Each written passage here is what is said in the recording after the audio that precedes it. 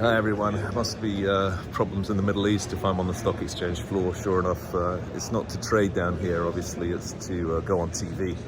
The traders have long since gone, sadly, but they do maintain the place as a pretty cool looking historical artifact, actually, is what I would call it. But behind me you can see the CNBC studios, which in the good old days would never have been allowed to take up a position on the floor because it was too jammed with people trading. But those days have all gone. In fact, when I first did CNBC, I would go to the Amex, which, the Amex, it was a big stock exchange. That's been gone for 20 years now. And the New York Stock Exchange here is, as I say, basically, in its physical reality, is just a TV studio, basically. Anyway, the situation with Iran has got me on here. And, one of the CNBC slots last night for the Tokyo Open actually cancelled me coming on because of the scale of the attack was, heavily front run by the Iranians, telling you it was going to happen. Obviously, with the air defenses of Israel, it's unlikely that will lead to any serious damage. US support for air defenses. The length of time it took just for the drones to arrive was somewhat absurd. And, in reality, it looks like Iran has scored a pretty heavy own goal here in terms of a significant loss of credibility. As I was saying on CNBC, it's not like these guys are popular within Iran. Really, we want to get rid of these guys. And in fact, reading Foreign Policy yesterday, they were talking about the need to foment more internal opposition to the Iranian regime, which is highly corrupt and at least somewhat on its last legs as far as the supreme leader is now getting old and has had health problems. The scale of concentration of power in Iran is really unusual. The supreme leader really has all the power, including the armed forces, just literally over everything. And the change there, the guy I think is Khamenei is 84, I think, but hasn't been that well. The change there is one to watch, because as I was again saying on CNBC, it's like, wouldn't we all be better off with peace? And I think, if you look at the reaction around the world, including from Russia as much as anyone, but also from Iraq, from Saudi, from UAE, etc., everyone's yelling out for peace. In the case of the UAE, whenever I'm down there in Dubai, I have a standard joke, which is when you're really on one of the super high buildings like the Burj Al Khalifa, you can be in the 140th, I think it is, floor in a bar. And I always say to people, what's closer to us, outer space or Iran? And the answer is they're both the same distance away. They're both about 60 miles away. So if you imagine the investment and everything that's happening, including lots of Russians in Dubai, they really don't want a situation with Iran to blow off. And additionally, the point I was making on CNBC was the scale of Iranian supply of oil to China, which is also relevant in the whole Hess-Guyana situation, given the partner there is CNOOC, who, as a Chinese company, the Chinese government also basically owns Venezuela. I think the importance of China in oil as a buyer and what it wants in oil is very underanalyzed in terms of the way people look at these global conflagrations, including, as I mentioned, the Venezuelan threats towards Guyana, because the Chinese are not going to let that happen.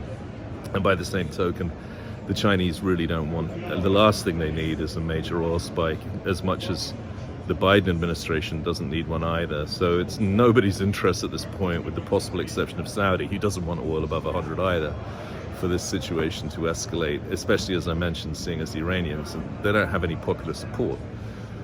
So long story short, this whole thing is a bit of a, continuation of World War III, as I would say, but one which really, a bit like the Russian military early in the Ukraine engagement, actually simply becomes the major own goal in terms of revealing your own military weakness. Okay, that's that. Earnings this week, nothing yet for oil. We'll start next week. A couple of interesting ones. Basically, the financials. Goldman had good results today. And then from an energy point of view, almost nothing, but we are quite bullish on Alcoa here, given the potential for outages in Russian metals exports. Alcoa looks quite interesting. It's got terrible financials, but the stock is very beaten down and, could do well from significant upside in, firstly, aluminium prices, and secondly, in the potential for the reshoring of U.S. industry to the U.S. is going to be positive for Alcoa, especially as a lot of their production now is low carbon intensity relative to anyone else's. It's very hard to make low carbon intensity aluminium, as anyone could know. But essentially, Alcoa is right up there, and I think the whole zeitgeist of the IRA probably benefits them over the coming 10 years. We'll see. They report Netflix is not that relevant to oil, obviously, but we won't get into our earnings until next week. And in the meantime, I think we'll probably be just sitting around waiting for the Israeli response. So far, what they've said is we will respond with US support, but we don't want all-out war. So a lot of this, and I think a lot of what goes on in the Middle East, is in the context of extremely high levels of diplomacy, more than people appreciate. These countries talk to each other, and none of them essentially want any further problems. To me, the Israel-Gaza problem is one of population as much as anything. It's just a very rapid population growth in places with very limited available land is bound to cause major problems, and that of course is a global mega theme that we cover, which is the theme of migrancy, which is going to be an ongoing mega theme for the next 100 years or so at least, because of the sheer weight of population pressure that you get in countries with poor government systems, poor economies, and essentially little future for young people, and hence you get what amounts to very positive pressure on US population.